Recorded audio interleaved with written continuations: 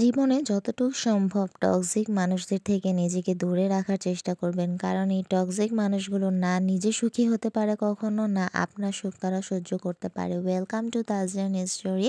High everyone, good morning. কী অবস্থা সবার? This is Tazrian from Tazrian story. এই যে সকালে ঘুম থেকে উঠে তোমাদের সামনে আমি চলে এসেছি।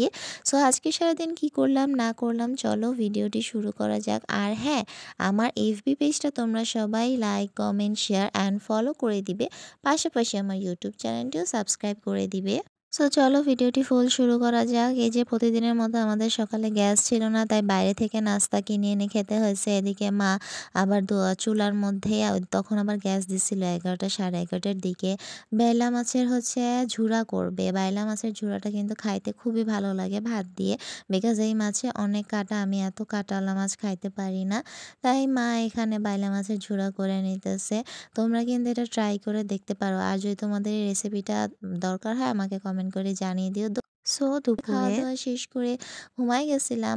বিকালবেলা ঘুম থেকে উঠলে ভাবলাম কি আজকে চা না খায় পাউরুটি আর দুধ খাই।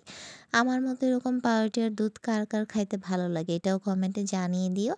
তারপর সন্ধ্যাবেলা না আজকে কেমন জানি একটু শরীরটা খারাপ লাগতেছিল, কিছু কেমন কেমন জানি লাগতেছিল। তাই মাকে বললাম যে মা, আজকে আমাকে একটু পোলাও আর রোস্ট করে দিতে পারবা? তারপর মা বলল আচ্ছা ঠিক আছে। তারপর মা এই যে রান্নার প্রিপারেশন শুরু করে দিছে। এদিক দিয়ে যে টক দই দিয়ে দিল।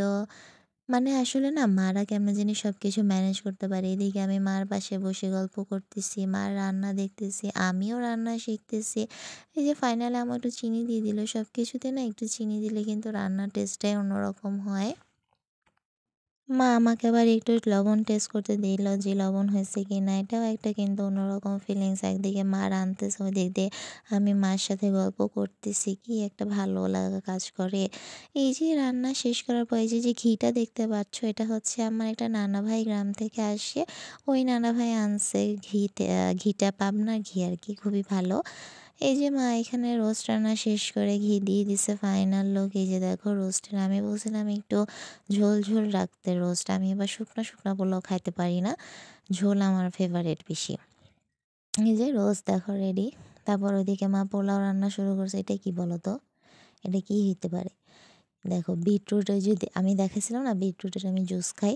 বিটরুট জুস করার আগে দেখো আমি কি দুষ্টামি করতেছি, লিপস্টিক দিতেছি, আবার ব্লাশ অন দিতেছি।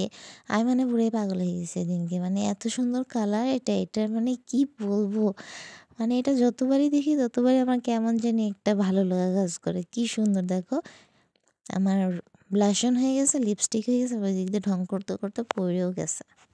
তারপর খাইয়েও নিলাম বিটরুটটা। এই যে দেখো মার এখানে পোলাও রান্না শেষ। তারপরে একটু ফুড কালার মানে জর্দার কালার যেটা, ওটা দিয়ে নিছে। আবার ঘিও দিয়ে নিছে। পোলাও, মাংস এগুলোতে কিন্তু হালকা একটু ঘি দিলে ভালো লাগে। এই যে আমার ডিনার রেডি।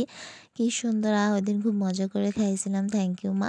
তারপর এই যে রাতে ঘুমানোর আগে 1 গ্লাস বিটরুট জুস, এটা আমাদের স্কিনকে অনেক গ্লো করে, রক্তের জন্য ভালো, যাদের রক্ত শূন্যতা, বিপিও কন্ট্রোলে রাখে। সো আজকের মতো এখানেই, গুড নাইট, আল্লাহ হাফেজ।